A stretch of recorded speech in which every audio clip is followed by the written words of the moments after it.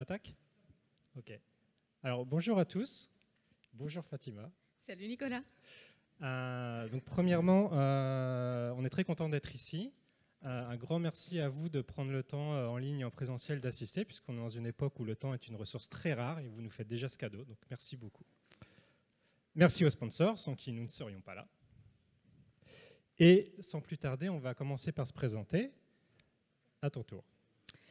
Alors moi déjà, je suis ravie d'être avec vous, ça c'est sûr, mais je suis aussi un peu stressée parce que c'est la première fois que je fais une présentation comme ça devant autant de monde. Mais en deux mots, qui je suis Fatima Katafer, je suis Agile Delivery Leader. On vous expliquera un peu plus en détail ce qu'est ce rôle et en quelques étapes très rapides, j'ai commencé dans tout ce qui était communication, digital marketing dans de grandes entreprises, que ce soit Orange, Microsoft ou NetApp. Et c'est dans le cadre de ces fonctions-là en fait, que j'ai tout simplement découvert quelques pratiques, quelques principes derrière l'agilité. Et pour moi, ça a été comme une évidence en fait. C'était très compliqué de pouvoir continuer dans ce domaine-là. Et début 2017, j'ai la chance de rejoindre Renault Digital. Et là, c'est le début d'une incroyable aventure de presque 3 ans avec de superbes personnes où j'ai pu me développer, apprendre, expérimenter plein de choses. Mais bon, vous savez tout ce qu'on dit, les histoires d'amour en général durent rarement plus de 3 ans, en tout cas la partie passionnelle. Et donc à l'automne 2019, je m'envole vers d'autres contrées, notamment au Québec, où j'accompagne la transformation du groupe Desjardins, qui n'a rien à voir avec le jardinage, c'est de la banque et de l'assurance, hein, pour ceux qui connaissent. Et pas de peau, ça tombe en plein pendant la pandémie, mais au moins j'ai pu profiter de tous les magnifiques paysages et m'a donné à une de mes passions préférées qui est la randonnée. Et en mars de cette année déjà, le temps passe vite, je rejoins Mano Mano, je reviens en France et je rejoins Mano Mano en tant qu'ADL. Et là, c'est le début d'une nouvelle aventure. Et sans vouloir trop m'avancer, je pense que cette histoire-là va durer. Je mise dessus. Et sinon, je cours, je danse. Et si jamais vous recherchez un partenaire pour des brunchs, faites-moi signe, je suis toujours disponible pour un brunch le dimanche. À toi, Nico. Merci. Donc moi, ma carrière professionnelle commence au Maroc. J'ai passé 5 années à travailler là-bas sur un rôle que je résume aujourd'hui en tant que chef de projet couteau suisse. Donc en fait, tu fais tout ce qu'il faut pour que ça avance, du test, de la mise en prod, du commercial. Ça apprend beaucoup de choses. Je suis rentré en France ensuite, j'ai fondé une famille. Je suis marié depuis 11 ans. J'ai une petite fille, un petit garçon, 7 et 11 ans. J'ai rejoint Radio France, c'était pour travailler sur les applications mobiles, ce truc qui est sorti 2 ans après l'iPhone, où on se disait, bon, c'est pas trop à quoi ça sert, on va donner ça au nouveau chef de projet qui vient d'arriver. Du coup, j'ai eu la chance d'apprendre encore plein de choses. Et surtout, à ce moment-là, je ne suis plus passé vraiment chef de projet, mais plutôt product manager, sur ce nouveau tout ce sujet des méthodologies agiles et cette nouvelle façon de penser et de travailler. Je suis passé aussi par Mappy, un des précurseurs de Google Maps, Tiga, faire du conseil en product management, et j'ai rejoint Mano Mano il y a 4 ans. Il y a 4 ans, j'ai rejoint Mano Mano en tant que product manager, et il y a 2 ans, donc on va un peu vous expliquer ça, mais on a créé une équipe agile chez Mano Mano, et j'ai eu la chance de faire partie des 3 personnes qui étaient les premières à intégrer cette équipe agile, et aujourd'hui on est une vingtaine. Et pour finir, j'aime bien faire du yoga quand il fait froid dehors l'hiver, courir quand il fait beau dehors parce que c'est sympa, et j'aime bien tout ce qui est science-fiction, la bande dessinée. On a un lapin qui vit dans le jardin et on vient d'accueillir un chien. Voilà, ça vous en dit un peu plus sur Bon, tout ça, ça vous intéresse, mais parlons un peu plus de Mano Mano peut-être. Donc, ce qu'on va vous raconter dans les minutes qui suivent, c'est Mano Mano, ça a été créé en 2013, 7 ans après. On est en 2021, on lance 6 trains, c'est 500 personnes sur toute l'Europe. Comment est-ce qu'en 7 ans, on est passé de 3 personnes dans un appartement quelque part en région parisienne à 500 personnes sur toute l'Europe, 6 trains. Donc ça, c'est ce qu'on va vous expliquer. Mais commençons déjà donc rapidement sur Mano Mano. Juste par curiosité, comme ça, que ce soit en salle ou je ne sais pas en présentiel comme en distanciel comme on fait, mais qui a déjà acheté sur Mano Mano? La main levée. Ah, quand même, vous êtes assez nombreux. Ouais, quand même. Ça fait plaisir. Ça fait plaisir, super. Bon, donc je ne vous explique pas plus sur Mano Mano. Un petit peu, marketplace de bricolage. Si je fais un résumé, Amazon et Leroy Merlin, une sorte de fusion de ça. Mais surtout, c'est des hommes, c'est des êtres humains, c'est des femmes. Donc de quelques visages, nos 2 fondateurs qui sont là depuis le début, qui sont vraiment l'ADN de la boîte. plein de gens sur la photo, mais pas tous. Aujourd'hui, on est 870. Il faudra trouver un autre espace pour refaire la photo, je pense, parce que là, on ne tiendrait pas. Oui, on ne tiendra plus dans l'escalier. Et pour décrire Mano Mano, il y a quelques temps, on présentait ça comme la start-up du bricolage. Et puis à force de grossir, on commençait plus à dire non, mais on n'est plus vraiment une start-up, on est une scale-up. Maintenant, moi, le mot que j'utilise pour décrire Mano Mano, la caractéristique principale, c'est l'hypercroissance. Pour vous donner quelques idées, en 2016, sans employés, un chiffre d'affaires est 90 millions d'euros. En 2017, on fait une première levée de fonds. En 2018, une deuxième levée de fonds. En 2019, une troisième levée de fonds. Et on ouvre 3 bureaux en plus. Paris, Barcelone, un deuxième bureau à Paris et à Bordeaux. En 2020, on fait partie de ceux qui ont eu la chance d'être plutôt sur le côté positif business sur le Covid. Et en 2021, les prévisions, c'est de continuer, 2022-2023. Donc on est vraiment dans ce contexte-là. Néanmoins, Mano Mano, ce n'est pas que des chiffres, c'est des valeurs. J'ai présenté des visages, c'était important, mais c'est aussi des valeurs, c'est important. Toutes les boîtes ont des valeurs, mais j'insiste ici, parce qu'on va en reparler dans la suite de la présentation. L'audace, l'ingéniosité, la bienveillance. Alors, l'hypercroissance, c'est bien joli, mais ça veut dire quoi? D'un point de vue organisationnel, c'est quoi l'impact d'être dans ce contexte d'hypercroissance quotidien? Exactement. Alors, donc quelques retours précis. En 2017, on est plutôt organisé sur un modèle qui sont des feature teams entre elles, donc quelque chose qui est assez près du fameux article popularisé par Spotify, et on a un bureau à Paris. En 2018, un an après, ces tribes-là, on en arrive à 4, on décide de les organiser en gear. Derrière ce mot-là, gear, en fait, chez nous, ce que ça veut dire, c'est qu'on casse le comité de direction et on le divise en 4 pour donner plus de pouvoir à ces tribes. Une autonomie complète sur le budget, les RH, tout. Donc plus d'autonomie, décentraliser les décisions du CODIR. On pourrait faire un rex plus précis là-dessus, mais donc potentiellement des silos.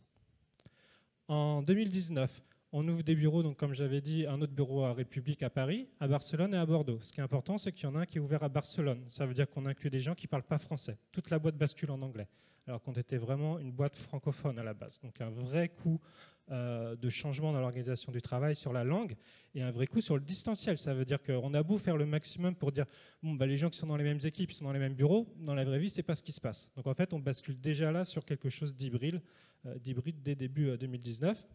Création d'équipes partagées, les feature teams qui sont composés de compétences multidisciplinaires autonomes pour atteindre leur objectif. On atteint les limites de ça et en fait on a des spécialités, des équipes spécialistes qui arrivent. Donc l'agile en est une, la qualité, les architectes, la sécurité, l'UX, toutes ces compétences-là ne sont pas 100% représentées dans les équipes. Donc ça a des impacts sur la manière de travailler. En 2020, comme vous tous, on se contente de survivre à la pandémie. Bon, ça a quand même des impacts sur l'organisation du travail. Et en 2021, on lance ces fameux Citrains. On officialise aujourd'hui, c'est vraiment le cas de le dire, ce framework qui s'appelle Max et les ambitions qu'on a derrière. Et on a aussi quelque chose qu'on officialise il y a quelques semaines qui s'appelle Atom. Atom, c'est un jeu de mots. En fait, on officialise le fait que chez Mano Mano, maintenant, flexibilité télétravail, on accepte le 100% remote. Et de travailler n'importe où, en France ou en Espagne, hein, pas dans le monde. Donc concrètement, le message ici, c'est qu'en fait, on est agile juste parce qu'il faut. En fait, on n'a juste, entre guillemets, pas le choix. Les gens qu'on recrute, les bureaux qu'on ouvre, les objectifs qu'on se fixe. Voilà, l'image qui représente, c'est un peu ce truc-là. C'est on avance, on court, et puis on passe à gauche, à droite de ce qui arrive devant nous parce qu'il faut continuer d'avancer. Alors tout ça, c'est joli. Et si on zoomait sur Max, pourquoi Max? On dit souvent il faut commencer par le pourquoi. J'ai lu ça quelque part sur Internet. Ouais, un mec pas très connu qui a dit ça. Je sais pas pourquoi. Ouais, j'ai oublié son nom. Ouais. Donc en quatre grands thèmes, parce qu'on veut résoudre des problèmes, parce qu'on a un déséquilibre local global, tous les étages du système, et parce qu'en fait on pense que quand on applique un modèle, mais je pense que personne ne me contredira ici, en fait on l'applique toujours à son contexte. Donc plus précisément, les problèmes, rien de très nouveau en fait, mais voilà, pour nous aussi en fait, on était une petite boîte et puis on grossit et puis du coup on se retrouve avec des projets de plus en plus compliqués, des interdépendances entre les sujets, on arrive à 500 personnes, il faut tous les mettre d'accord sur c'est quoi la priorité. On n'a plus tellement de prédictibilité parce que la somme de aligner tout le monde et la complexité, c'est difficile. Une collaboration entre équipes avec des discussions entre départements, mais le business, quelle importance, le produit, l'IT qui reviennent, qui ne sont pas au niveau où on souhaite être. et des défauts de qualité sur le produit avec simplement des bugs, des expériences qui ne sont pas au niveau où on va être. Donc après, là, je vous apprends rien de particulier. Je pense que vous avez pu voir ça partout. Tout ça, d'où c'est sorti, ça ne sort pas d'un mail du chef qui a dit « bon, il y en a marre, il y a plein de problèmes, voilà ce qu'il faut me résoudre ». On a mis en place des outils pour que ce soit précis, qu'on soit bien d'accord sur le problème. Si on n'est pas d'accord sur le problème, on ne pourra jamais être d'accord sur une solution. Donc tout ça, c'est le résultat d'exercices qu'on a mis en place. Un premier, c'est le Team Health-Check, qui est inspiré du fameux Squad Health-Check de Spotify également. Des OKR qui étaient cascadés à plusieurs niveaux dans la société et donc simplement vérifier à quel point on arrive à les atteindre, ces OKR ou pas. Des entretiens informels avec plein de personnes dans la société. On a aussi un outil qui s'appelle Jubiwi, qui est mis en place par la RH, qui est un moyen en fait de faire des questionnaires complètement anonymisés et récurrents sur le bien-être des salariés, le suivi de la performance, la communication. Et enfin, tout simplement de l'intuition, voilà, en étant agiliste ou en discutant avec toutes ces personnes qui sont centrées sur l'organisation du travail, on est arrivé à ce constat-là. Deuxième point, l'équilibre local-global. Alors, j'ai encore lu ça sur Internet, un gars, Dan Pink, qui dit OK, pour avoir de l'engagement, de la performance, il faut faire la somme de l'autonomie, de l'expertise et du sens. OK. Bon, l'expertise et le sens, c'est hyper compliqué. Du coup, on va se concentrer sur l'autonomie. On va dire aux équipes, faites ce que vous voulez. Comme ça, du coup, on devrait y arriver. Sauf que ça pose pas de problème au bout d'un moment. Mais du coup, je fais ce que je veux, donc je développe sur la techno que je veux. Ah ouais, mais non, c'est compliqué. Mais du coup, comment on fait pour indépendance si la boîte, l'équipe à côté, elle ne fonctionne pas de la même manière que moi, pas sur les mêmes rythmes, pas sur les mêmes cadences. Et au fait, la roadmap de Mano Mano, c'est la roadmap des 25 équipes ou c'est une roadmap commune? Comment est-ce qu'on harmonise tout ça? Et enfin, les équipes spécialisées dont je parlais tout à l'heure, agile, qualité, etc., elles sont là pour donner des conseils et juste on en fait ce qu'on veut parce qu'on est des équipes autonomes, ou bien elles sont là pour donner des règles ou un cadre? Tout ça, c'est des questions et un équilibre qui s'est trouvé déséquilibré. Voilà. En fait, l'autonomie complète des équipes, c'est une citation qu'on peut retrouver dans le mouvement Lean. La somme des optimisations locales d'un système ne permet pas la performance globale du système. Et on est vraiment arrivé à ce niveau-là à un moment de notre croissance. Un autre outil qu'on a beaucoup utilisé dans les semaines précédant le lancement de Max et de l'agilité à l'échelle, c'est cet outil-là, sur l'inability de Agile Flight Level. Le concept, c'est vraiment le concept d'un avion. Plus vous êtes bas, plus vous avez de détails, mais moins vous voyez la géographie globale. Plus vous êtes haut, plus vous voyez l'ensemble, mais moins vous avez de détails. En étudiant ça, en se disant okay, où sont nos problèmes, où sont situés nos points de tension, on s'est rendu compte qu'on était principalement staffé et organisé pour répondre au niveau 1, mais pas du tout au niveau 2 et 3. Vu que les futurs teams sont censés être autonomes et auto-organisés, on n'a pas de dépendance, on n'a pas de coordination à gérer. Donc en fait, on n'a aucun framework ni rôle pour gérer ça. Et enfin, donc c'est ce que je disais tout à l'heure, Safe, nous, ou LESS ou Scrum, mais dans notre cas, on s'est plus inspiré de Safe, c'est depuis le début pour nous qu'un point de départ. En fait, on n'est pas en train de dire on va appliquer Safe et notre but c'est d'appliquer Safe et d'arriver à une application de Safe. Non, on prend Safe comme un point de départ et de fait on va l'adapter à notre contexte. De fait on va créer autre chose. Et donc le fait de se dire on a tous ces problèmes, l'équilibre local global, les étages du système et on sait que depuis le début le modèle qu'on va créer c'est le nôtre parce qu'il est dépendant de notre contexte, ça donne la naissance de Max qui est le framework qu'on vous présente aujourd'hui. Merci beaucoup, Nicolas. Alors, avant de rentrer dans le détail de qu'est-ce que Max, donc juste l'acronyme, hein, c'est Mano Mano Advanced Collaboration System. Alors, on peut le voir comme un framework, comme un modèle, mais pour nous, c'est avant tout, comme disait Nicolas juste avant, c'est une vision, c'est un alignement qu'on a entre nous dans l'équipe et chez Mano Mano sur ce vers quoi on veut aller en termes d'entreprise. Et je pense que le plus important là-dedans, c'est vraiment la partie collaboration qui est au centre de tout ce qu'on va vous présenter en fait aujourd'hui. Et en fait, tout ça a commencé avec des différentes problématiques qui ont été identifiées. Un certain nombre de personnes chez Mano Mano, dont le CTO, ont tout simplement assisté à un training SAFE et l'ont testé sur une initiative chez Mano Mano.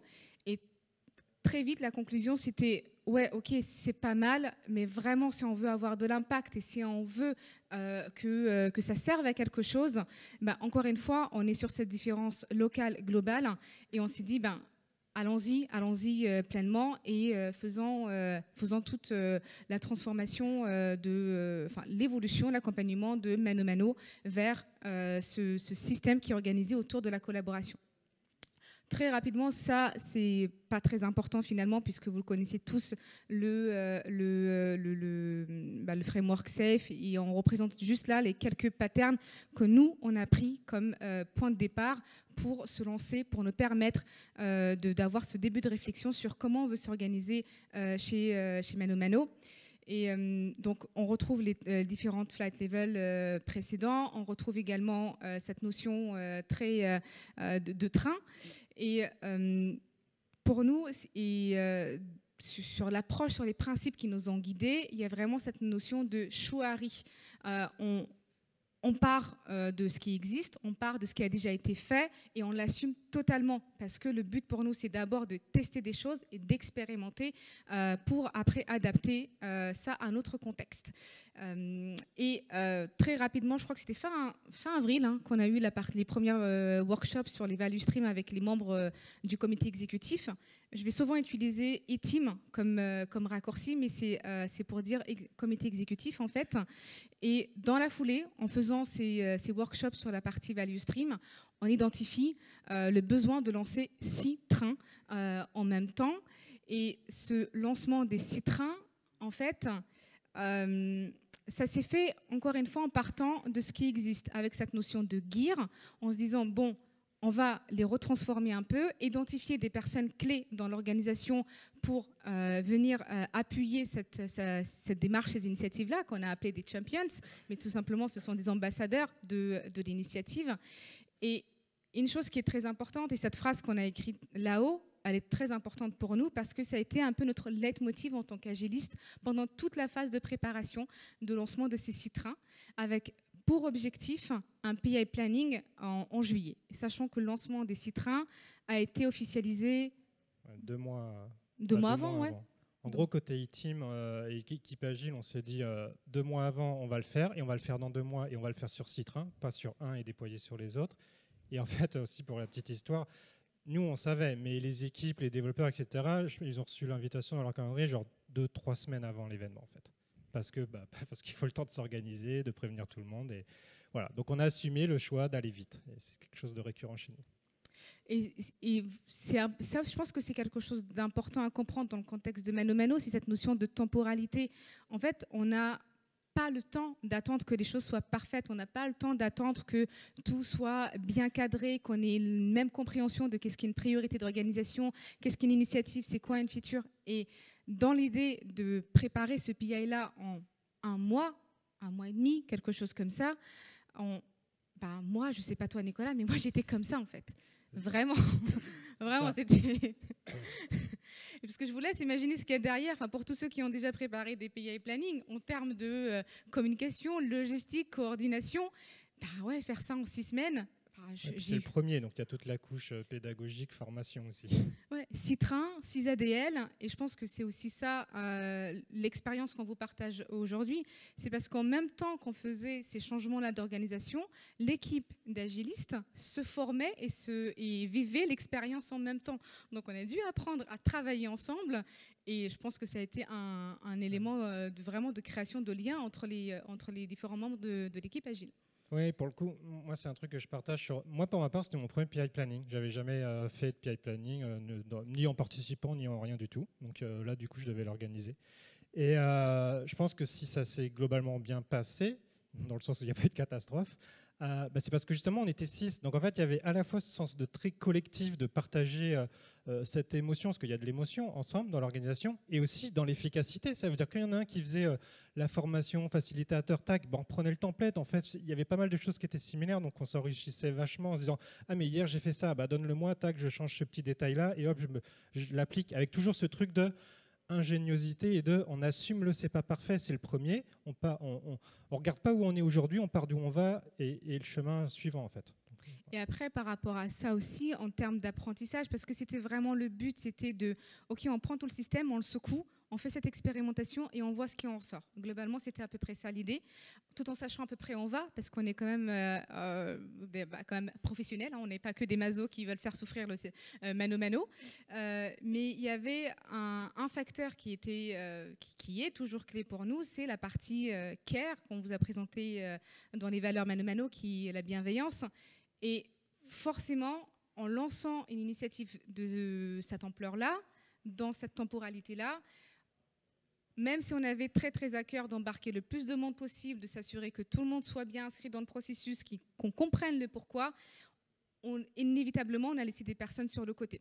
Et ça, c'est pour nous un des gros learnings qu'on a eu sur cette première phase. Et au-delà de la partie organisation, la partie communication, parce que là aussi il y a eu plein de choses qu'on doit refaire, sur lesquelles on doit s'améliorer pour le prochain PI Planning qui a lieu en octobre. Donc ça, c'est un des premiers sujets. Et en même temps, bon, là, on vous a juste mis un peu le retour sur ce premier PI Planning, qui est globalement bon, correct pour nous, parce que vraiment, quand on voit la manière dont on l'a lancé, on s'attendait à avoir quelque chose de beaucoup plus faible que ça. Et quand on a vu les résultats, on s'est dit, bon, bah, ça va, en fait, on est vraiment dans un écosystème où on peut se permettre ce type d'audace. Et en même temps qu'on faisait ça, en fait, on voyait déjà l'émergence de quelque chose de différent, quelque chose de nouveau. Et ce quelque chose de différenciant, c'était notamment par rapport à la priorisation, par rapport à la définition des priorités dans l'entreprise. Bon, on l'a fait à la SAFE pour le premier PI Planning, c'est-à-dire de façon très verticale et assez top-down. Sauf que dans un contexte comme mano-mano, par rapport à la culture, c'est quelque chose qui, je pense que c'était la partie qui a été le moins bien vécue finalement, parce qu'il y avait un besoin vraiment de collaborer et de co-créer. Et du coup, c'est un des changements qu'on a fait pour le prochain PI Planning, c'est que cette activité-là, cette partie-là de définir les priorités sur lesquelles tout mano-mano va travailler pour la prochaine itération, le prochain PI, ça se fait de façon conjointe entre à la fois les membres du comité exécutif, les niveaux des trains et la partie feature team.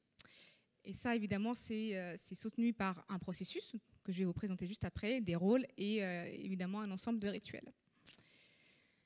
Donc le processus, c'est du waterfall. Un bon vieux waterfall, exactement. Sans rentrer trop dans tous les détails de comment ça se passe. En fait, l'idée pour nous, c'est vraiment de lancer le plus possible les réflexions à la fois sur la partie stratégique, sur la partie problem space au niveau des initiatives ou la partie plus solution des feature teams en même temps. Et là, je vois qu'il y a des personnes qui prennent le slide en photo. On pourrait penser effectivement que c'est déjà bravo mano-mano, mais en fait vous n'avez rien inventé, vous faites juste un beau waterfall. Sauf qu'en fait, ces personnes-là, on les réunit toutes les semaines pour la phase de préparation du PI Planning. On réunit plus d'une 60aine de personnes toutes les semaines pour se partager ce qui a été fait, pour se challenger, pour avoir du feedback et repenser les priorisations. Et ça, à tous les niveaux, que ce soit le niveau feature, que ce soit le niveau initiative ou que ce soit le niveau plus enjeu. Et pourquoi c'est important pour nous? Parce que le contexte, encore une fois, on revient à ça. On est dans un contexte hyper concurrentiel. Pour refaire le lien avec la présentation qui a été faite par Orange ce matin, Orange se représentait en éléphant qui courait avec des lévriers, mais en fait nous on fait partie des lévriers, on doit courir aussi vite que les autres lévriers. Sans se faire écraser par l'éléphant. Exactement, sans se faire écraser par l'éléphant. Et les enjeux sont énormes, d'où ce besoin en fait qui est vital pour mano-mano de réadapter en permanence les priorités et au rythme de 3 mois. C'est ce qu'on définit aujourd'hui. Et juste pour montrer un petit point de précision, en fait, on a fait une fois le PI Planning. Là, ça a déjà changé. On fait notre deuxième dans 2 semaines. Là, par rapport au schéma-là, pour être plus précis, on est déjà dans une étape où, en fait, on a d'abord commencé par les initiatives, donc au niveau un peu train leadership. Et en fait, la e-team s'est nourrie des initiatives qui sont montées des trains pour dire, OK, donc en fonction de ce que vous nous dites et de ce qu'on voit là, voilà comment nous, on pense les priorités stratégiques. Et en fait, ces priorités stratégiques, du coup, elles sont revues tous les 3 mois. Il y a se nourrir des initiatives. Donc tout ça est très mouvant. Et l'autre partie, donc ça c'est un des processus qu'on a pu mettre en place entre le premier PI Planning et celui qu'on est en train de préparer là pour le prochain. Encore une fois, tout ça dans un laps de 4 mois, 5 mois, grand maximum. Et l'autre partie, c'est la partie rôle. Et donc le rôle d'ADL pour Agile Delivery Leader, qu'est-ce que c'est plus précisément? En fait, c'est Ce qu'on peut retrouver dans la partie safe, parce qu'il y a toujours ce lien-là, c'est le rôle de RTE, avec un focus sur la partie organisation des PI planning, facilitation du train, la partie risque, dépendance. Et là aussi, ce rôle entre le premier PI planning et ce qu'il est aujourd'hui a beaucoup évolué finalement. Parce qu'aujourd'hui, on est plus à fluidifier les interactions qui existent et surtout à être connecteurs. On est vraiment des connecteurs entre à la fois les membres de l'executive team, on va jusqu'à ce niveau-là, les feature teams, des feature teams vers les membres vers les teams et de façon très transversale sur la partie engineering jusqu'au business. Et quand on parle de business, on ne parle pas juste communication au marketing, on parle du legal, on parle de la partie finance, on parle des RH et toutes ces parties-là. Notre rôle, c'est d'essayer de les connecter le plus possible et en ayant au centre évidemment la partie produit, comment on construit un produit tous ensemble. Ce rôle-là, il ne serait pas le même, il ne pourrait pas se passer de la même manière si on n'avait pas des senior Scrum Masters qui sont là au quotidien avec les feature teams, parce que pour nous, senior Scrum Master, en fait, chez Mano Mano, juste pour clarifier, c'est plus des coachs d'équipe et des coachs vraiment au niveau organisation qui sont un peu aujourd'hui un peu nos doudous, quoi. C'est des doudous coachs. On a aussi un rôle coach doudou, mais on le garde pour la prochaine conf. On vous en dira un peu plus peut-être l'année prochaine. Et l'autre partie qui vient soutenir tout ce processus-là, c'est finalement le leadership team. Donc là, Chouari, donc on est reparti du concept de triade dans Safe. Donc on a un head of product, un head of engineering et le rôle d'ADL. Donc on a commencé à travailler comme ça. Et puis finalement, au fur et à mesure du temps, vu qu'on met en avant vraiment cette logique de collaboration, notre leadership team, c'est devenu ça. En fait, c'est devenu quelque chose d'organique et de vivant et qu'on revendique comme organique et vivant. Donc, on garde toujours ce trio permanent produit, engineering, agilité. Et autour de ça, en fait, on implique donc évidemment déjà le business. Donc, on était déjà très vite plus proche d'un quatuor, on va dire, permanent. Et ensuite, le design, la data, la qualité et tous ces leaders au niveau du train, en fait, participent selon les moments. Ça veut dire l'objectif, c'est qu'on se réunit de manière vraiment très récurrente, toutes les semaines, voire même tous les jours quand on approche des PI. Et en fait, en fonction des temps de préparation, est-ce qu'on est plus dans une partie delivery, discovery, de préparation du PI ou alors c'est dans longtemps, on va faire participer certaines personnes ou d'autres personnes. Donc de manière très, encore une fois, organique et revendiquée comme telle. Et juste pour rajouter sur cette partie-là, il y a l'idée en plus de les faire travailler pour rejoindre la partie plus Max et le C pour la partie collaboration, c'est quand on arrive au PI Planning, on n'arrive pas avec juste une liste de OK, le business veut ça, l'engineering veut ça, le legal veut ça. C'est eux, tous ensemble, qui définissent OK, qu'est-ce qu'on veut faire pour les 3 prochains mois en tant que Mano Mano.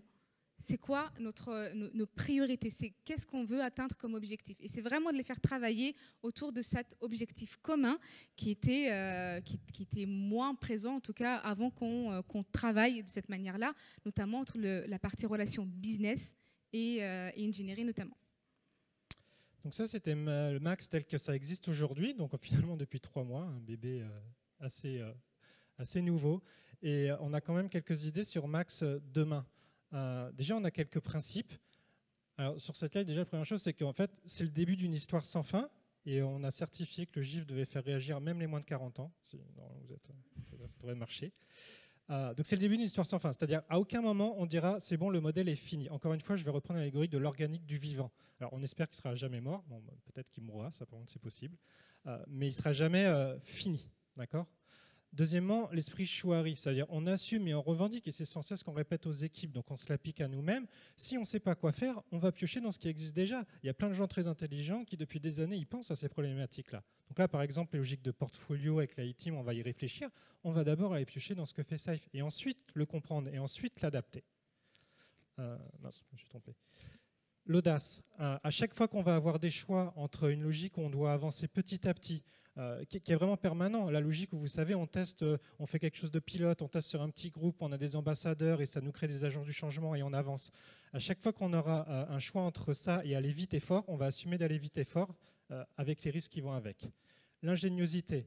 On ne va jamais attendre d'avoir les documents parfaits, d'avoir les bons outils, d'avoir les bonnes préparations, les comptes rendus pour avancer. On va tout le temps accepter et assumer qu'on fera avec ce qu'on a. Donc en gros, souvent du Miro et du Zoom. La bienveillance. On va à chaque fois privilégier la collaboration, l'écoute des participants. On va accepter le chaos et l'échec liés à cette complexité. La leadership team tout à l'heure, c'est beaucoup plus simple de gérer une triade avec 3 personnes pour les agendas, pour les mettre d'accord, pour les aligner. C'est beaucoup plus compliqué quand on réunit 60 personnes pendant 1 heure, toutes les semaines, pendant 4 semaines. Mais on l'assume et on l'intègre dans le modèle et on l'accepte comme tel. Ça fait partie de nos principes. Et là, on vous a juste présenté finalement quelques expérimentations qu'on a fait sur quelques mois. Et on a plein d'autres problématiques, on a plein d'autres questionnements sur lesquels il faudrait qu'on se penche et on commence déjà à avoir des réflexions. Par exemple, à comment synchroniser aujourd'hui ça train et peut-être demain plus. Oui, ça train parce qu'il y en a un qui est né juste la semaine dernière, pour information. Donc, on pourrait faire un petit faire-part, les parents, le bébé se porte bien. Mais voilà, c'est ce type de questions. Est-ce qu'on va sur de la solution? Est-ce qu'on va sur autre chose? On ne sait pas, mais en tout cas, ce qu'on sait, c'est qu'on a les outils, ou en tout cas la base, les principes pour nous permettre de trouver la solution qui convient le mieux à mano mano. La partie, comme on le disait juste avant, sur la collaboration, la partie définition des priorités avec les membres du comité exécutif sur qu'est-ce qui serait le plus approprié pour nous. Est-ce qu'on va continuer dans cette définition de cette façon très organique et très collective finalement, ou on va faire autre chose peut-être. L'outillage, clairement on est au début et on est encore sur des choses très basiques, du Miro, du Zoom, du Jira, mais on voit déjà qu'on a des limites dans tout ça. Rien qu'en faisant le premier PI planning et en préparant le deuxième, clairement. La partie indicateur, comment on mesure ce qu'on fait. La place du produit, notamment dans tout ça, parce qu'on rapproche le business, on fait plus de choses avec le business, mais ok, que de la place du produit dans tout ça. Donc voilà, c'est un début de questions qu'on a pour la suite. Il y a aussi tout ce qui est l'innovation sprint qui est recommandé à la fin, où on a essayé mais c'est pas passé. Du coup, on va faire autrement parce qu'encore une fois, on a notre contexte. Max, demain aussi, c'est des ambitions. Et aujourd'hui, c'est la première fois qu'on prend la parole publiquement sur ce modèle-là et c'est important pour nous. Première ambition, c'est que c'est un modèle qui a pour ambition d'englober toute l'activité de Mano. On ne parle pas que de l'IT ou de la tech ici. Il y a vraiment une volonté d'aller très loin. Le business est déjà dedans, mais voilà, si on anticipe après-demain, la RH, la finance, le budget, comment ça marche? Comment est-ce qu'on embauche les gens là-dedans, etc. Donc on va jusque-là. L'expérimentation, je le répète encore, on assume qu'on expérimente. Jamais on va théoriser en chambre avant d'appliquer quelque chose. On va d'abord expérimenter et apprendre sur le terrain. Et enfin, une vraie volonté forte, c'est de partager avec vous ici aujourd'hui, parce qu'on se pose beaucoup de questions similaires et en fait, on n'a pas les réponses. Par contre, ce qu'on pense, c'est que c'est en débattant, en questionnant et en partageant ensemble qu'on les trouvera, ces réponses-là. Donc aujourd'hui, on fait cette conférence. Demain, on en fera d'autres, on espère, des blogs, des podcasts. Et c'est en ayant ces échanges-là qu'on construira tout ça ensemble. Et si tout ça vous a donné envie, si vous avez envie de poursuivre la discussion, si vous êtes curieux, nous, ce qu'on vous propose, c'est un rendez-vous la semaine prochaine, le jeudi 30 septembre, de 16h à 17h, soit via un Zoom, parce que c'est la classique maintenant, ou vous pouvez venir en présentiel dans nos locaux à Bayen, et on sera ravis d'échanger, de s'enrichir de vos expériences sur ces sujets-là. Donc, écrivez-nous. Et ça nous fera vraiment plaisir de continuer la discussion avec vous. Donc vraiment merci à tous, encore une fois, d'être à la fois ici et pour ceux qui sont à distance. Merci.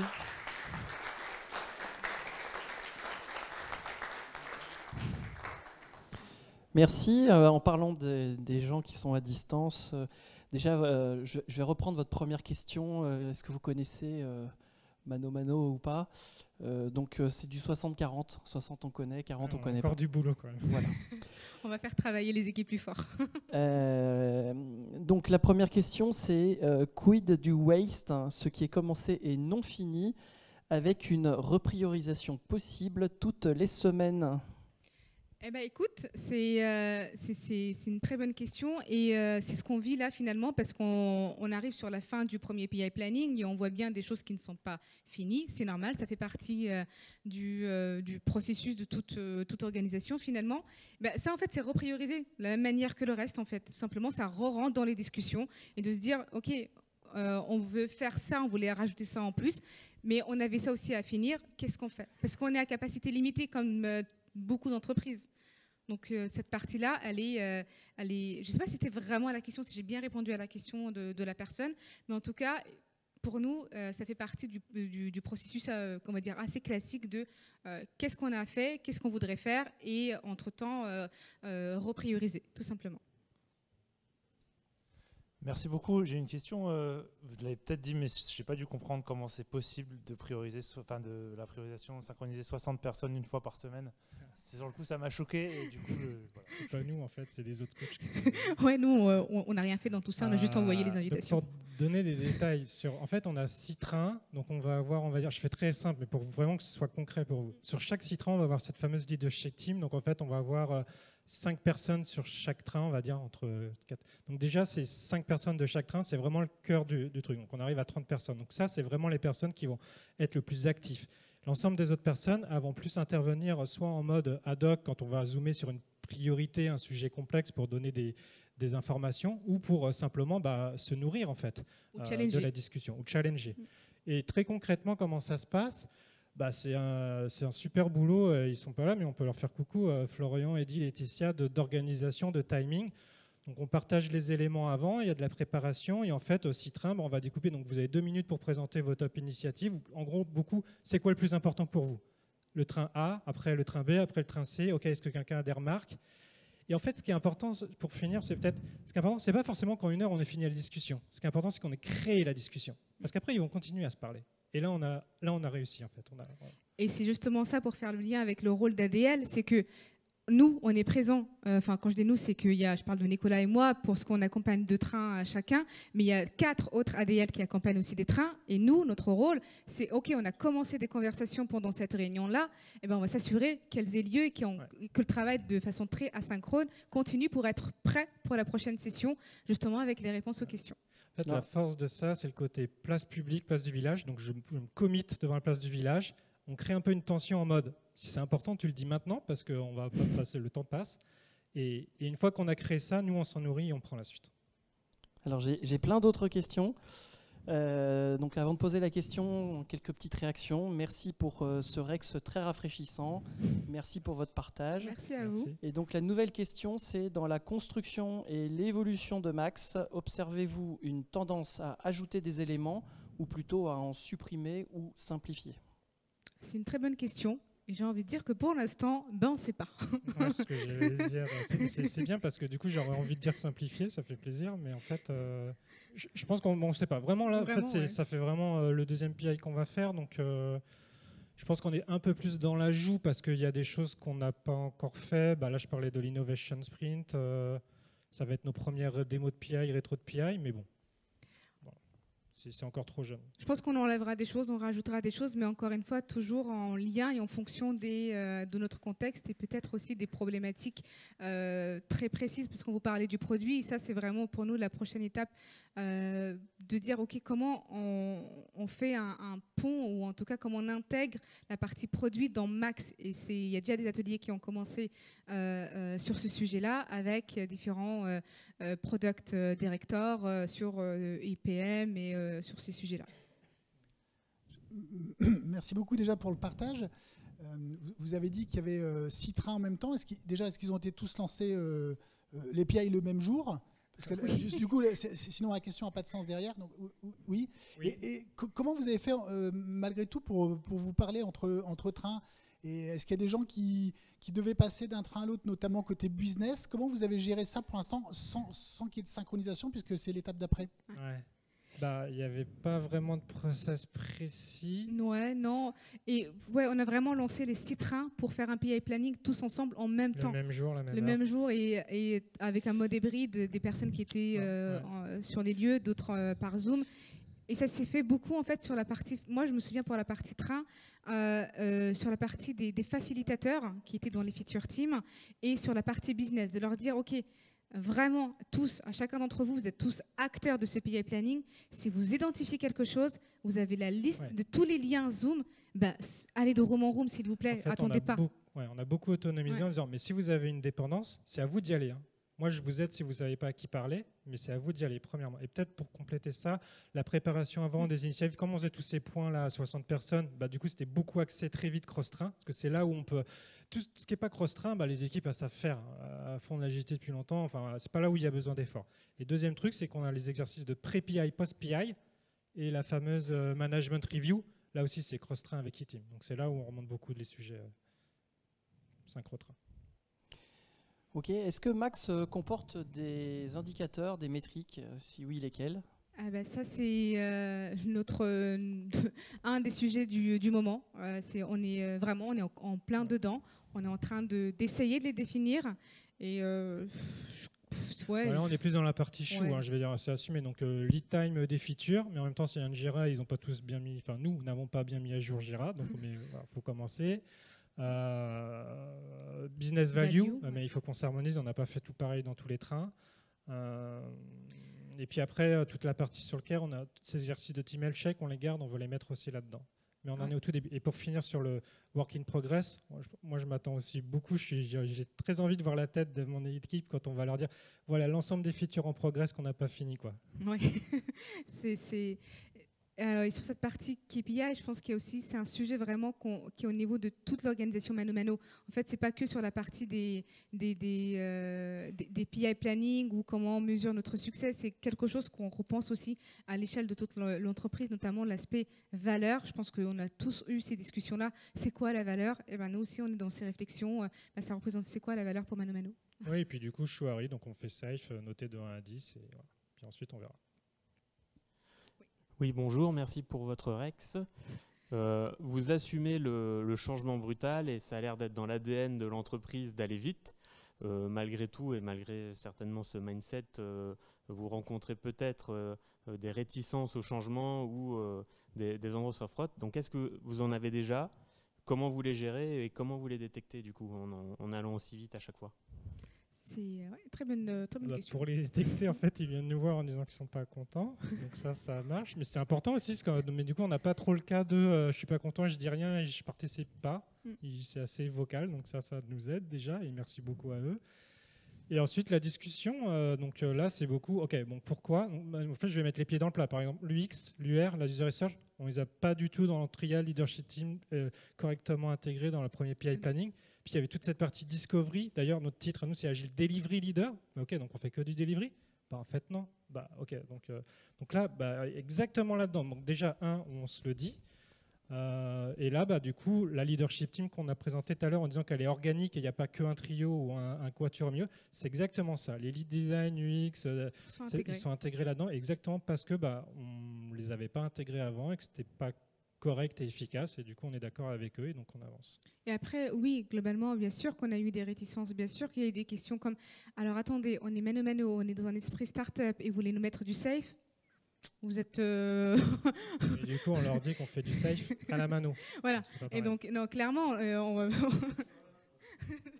Et c'est pour ça que pour nous, c'était très important de très rapidement lancer ça, justement pour voir comment ça va réagir et quels sont les endroits de friction pour se dire, OK, allez, on va prendre des actions, on va travailler sur ces points de friction.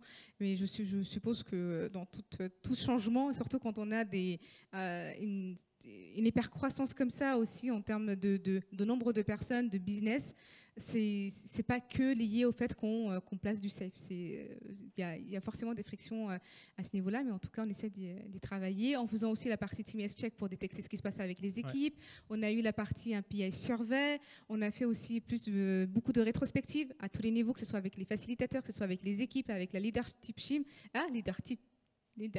Leadership team. À force de le répéter, j'arrive plus à le prononcer correctement. Donc tout ça nous a permis vraiment de récolter du feedback parce que notre intention, c'était comment on améliore. On secoue, comment on améliore.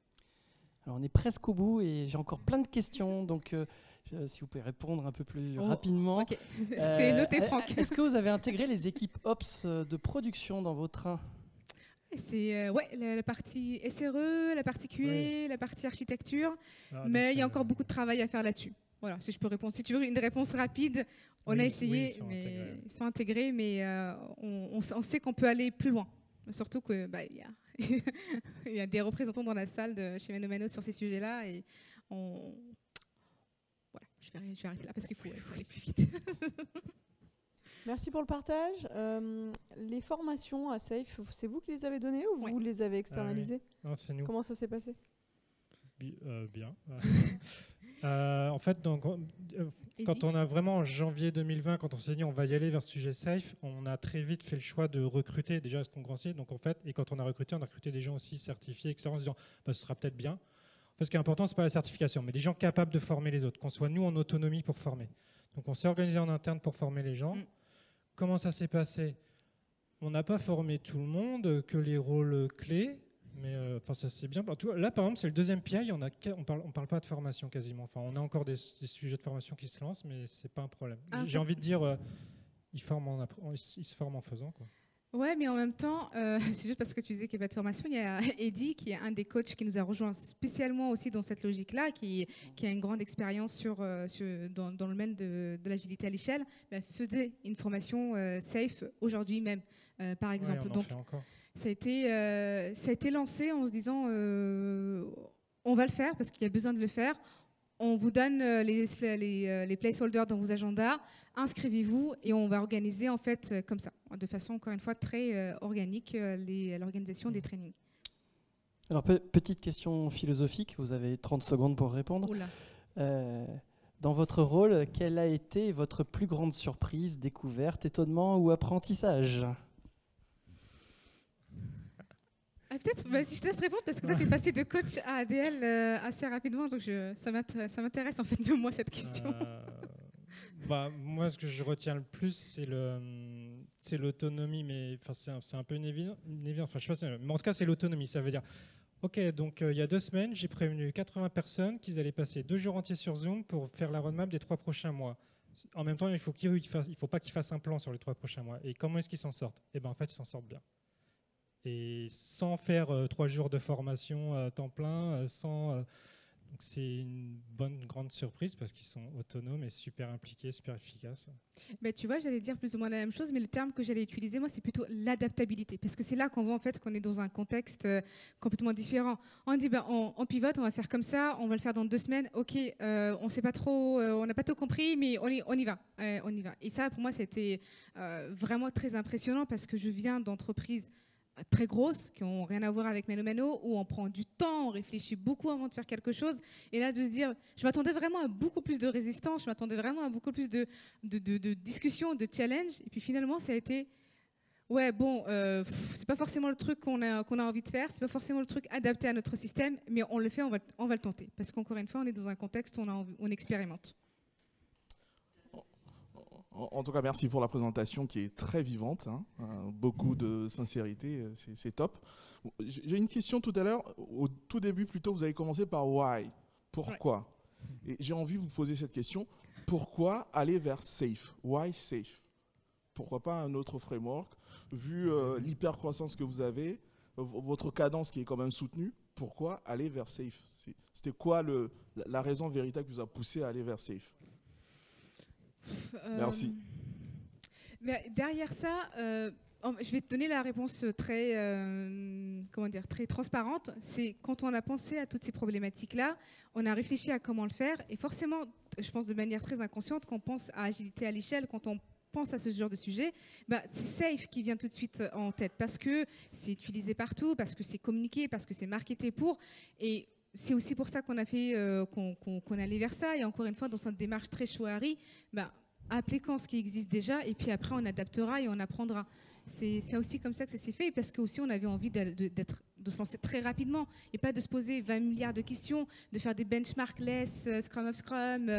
Voilà, on y va, on tente Safe, on verra. Du coup, vraiment en 10 secondes, en fait, les 3 étages que j'ai présentés tout à l'heure, alors je veux dire, mon point de vue personnel, c'est celui qui répond le plus à l'ensemble des étages. C'est aussi celui qui est le plus rassurant pour les comités exécutifs de direction. C'est ça que ça s'appelle Safe, ils ont choisi. Je vous laisse nous faire découvrir le dernier slide de votre présentation. Yes. Voilà. Merci à vous. Non, mais merci vraiment à vous tous. Et encore une fois, n'hésitez pas à nous contacter.